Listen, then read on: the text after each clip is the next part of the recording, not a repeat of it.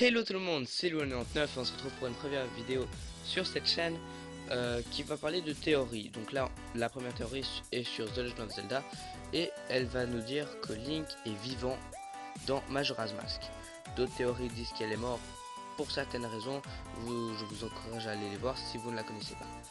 Donc pour la commencer, je vais vous présenter l'histoire de Majora's Mask très brièvement. On incarne Link de Ocarina of Time qui est en mission secrète pour la princesse Zelda et qui va donc avec Epona et l'Ocarina du Temps essayer déjà de retrouver Navy et de cacher l'Ocarina du Temps. Chose qu'il arrivera par la suite. Pas pour Navy, juste pour l'Ocarina. On le voit dans une forêt lorsqu'il se fait arrêter par un Skull Kid. Skull Kid et sa fée Tael.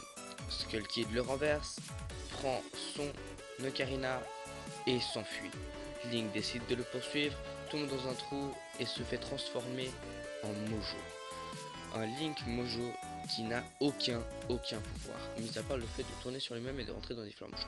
Il décide de poursuivre Skull Kid pour récupérer son présent et son apparence normale, mais au lieu de tomber sur Skull Kid, il tombe sur le marchand de masques. Marchand de masques qui lui apprend qu'il pourrait le ramener à une apparence normale, mais seulement s'il a son Ocarina et s'il a le masque de Majora. Enfin, le masque de Majora, c'est plus un service qu'il lui demande parce que ce masque est maléfique et entre de mauvaises mains peut conduire à de très mauvaises fins. Donc pour l'instant, il est sur le visage de Skull Kid.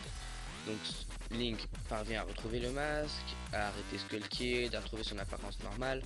Il continue donc sa vie normalement. Une fois qu'il a quitté ce monde-ci qui est très étrange, on ne sait plus rien de lui. Donc on s'est imaginé beaucoup de suites, mais aucune ne tient plus sa route que celle-ci. On retrouve Ganondorf dans Twilight Princess qui a été scellé dans le royaume des ombres, je vous le rappelle, et qui veut reprendre son statut de maître du monde, ou le prendre pour une fois selon les points de vue. On incarne donc au début un Link berger. Oui, un Link berger, et ça a son importance, parce que à quel moment Link est berger? De base, c'est un Kokiri. On peut s'imaginer que Link a été ramené Epona, et que donc il a décidé de vivre avec Malon, et de fonder une famille. Famille qui n'aurait donné que des filles, jusqu'à ce jour-ci, ou cette époque-ci. Donc Link vit dans le village de Toal avec tous ses gentils petits amis.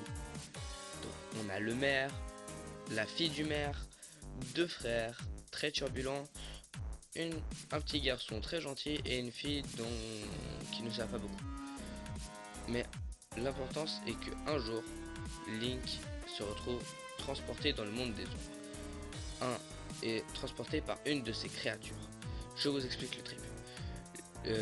Un de ses amis, en train de brosser Epona, se fait attaquer et Link poursuit les monstres jusqu'à un mur dont il est aspiré par cette créature. Il est on ne sait où, mais tout ce qu'on sait c'est qu'il est transformé en loup et affublé d'une très étrange camarade, si on peut l'appeler ainsi, qui est Midona, qui ne sera non comme Navy très chiante ou comme Tael inutile et on l'oublie complètement. Link reprend son apparence normale près de nombreuses minutes de jeu et il est vêtu d'une tenue de héros, tenue qui n'est portée que, d'après mes souvenirs et d'après les souvenirs de tout le monde, dans Majora's Mask et Twilight Princess. Link continue donc sa quête et se retrouve devant le premier temple où il voit un loup doré.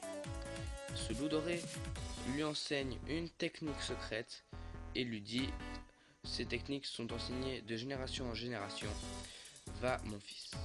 Dernier détail important, le symbole sur la porte de temple, le symbole Kokiri, ce qui complète tout. Donc d'après moi, Link est pas mort dans Majora's